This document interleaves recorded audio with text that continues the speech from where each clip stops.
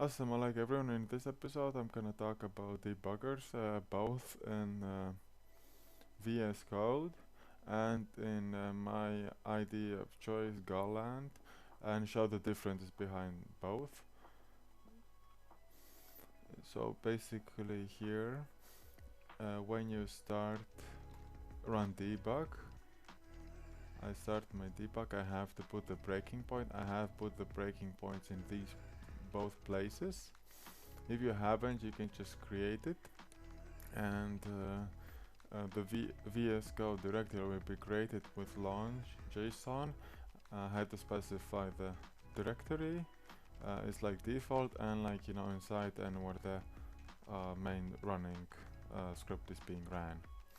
In addition, because I have dot environments with like them dependencies, I had to specify my path for the, where is it? Twitter bot, Twitter environment bin. So this one. You don't have to activate the environment. You just have to then specify the Python environment location for this environment where you have installed particular requirements.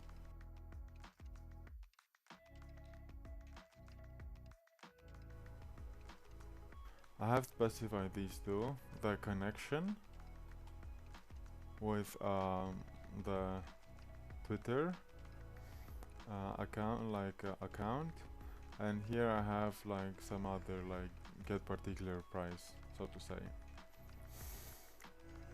As I already have started the debugger, I have currently no problems,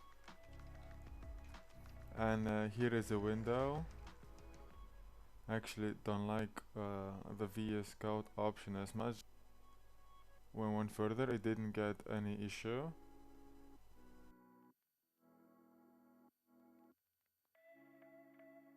In connection with this one, I am stepping into, and stepping into means that I'm going into, for example, that particular function or object or whatever, right? And I'm here particularly.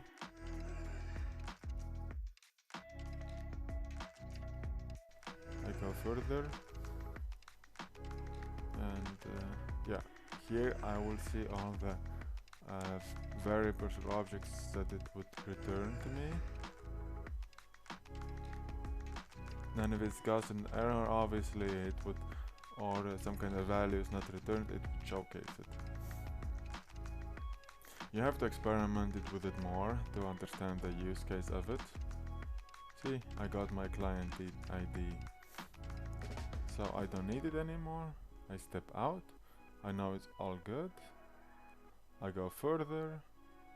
This one is just to continue until everything is done.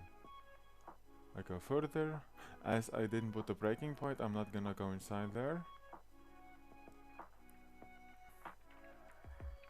I can step over if it's not gonna get an issue, but I wanna just step into. Here it shows that locals have crypt on. Here I chose the property I passed to it. So I know it's all fine. I wanna just continue through all of these ones, and I got all everything was finished with it. It's quite a simple one, but it took some time for me to understand these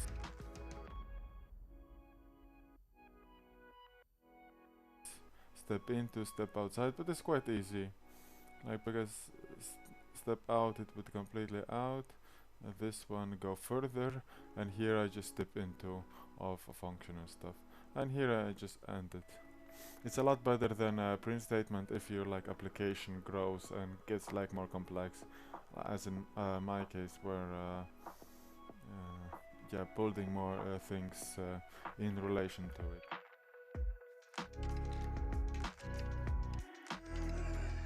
And honestly, if it would be my choice, I would just use JetBrains as of late.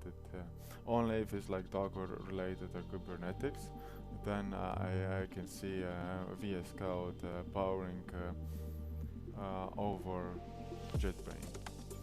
But overall, if it's like, you know, language based, just one or two, then I find JetBrains related a lot more convenient. So let's see how the debugger is different here. So I don't have to actually create any kind of environment and variables, like have to add it in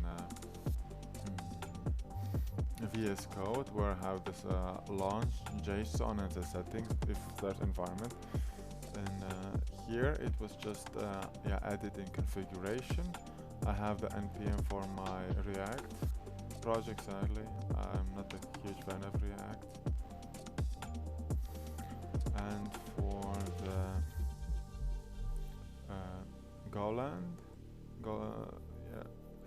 for the Go, I have to just set it in the package path and the imports and so on. It just does it on its own. CMD is like where I started, and here instead of unlike VSCode, I don't have this option, and I just like debug it inside. And I will put a breaking point. I go from load configuration, get the client, and runtime. Alright, it was here. So I'm gonna put a breaking point when specifying a new recipe. So this is gonna modify it. I will be able as well to step inside, add recipe, and the delete, I think I don't really need it. So I'm gonna go back to CMD main.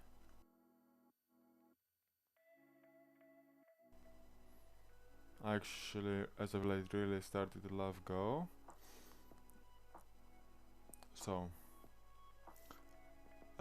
as you can see, I presume the way JetBrains does it is a lot more clean, cleansing, rather than just like a small bracket compared to VSCode, but it's just my personal opinion. And you can see it instantly has fault into this bracket. I step over. Here I can see everything from the recipes, made false, writing 0, and title and URL. Here is like R modified to modify the recipes. If you're not familiar with Go, I suggest you check it out. I'm stepping inside. Here is a function that takes its struct and modifies certain params. Okay, made. Okay, I'm stepping outside. All good. And now you can see it changed these values. It's a lot more cleaner, I would say. Add recipe. Should I go step inside, or and I can also run to cursor. There's a little bit more flexibility, and I can as well like just resume progress, similar as VSCode, but there are a lot more options in the JetBrains ID. Did give me an error? Check R. Not yet. Further. Okay, step out. I don't need here. Better now. Already exists. And the debugger is quite a strong tool, and I highly suggest to use it in any case when you start to scale your project. So I hope you learned a lot, and cheers and stay tuned.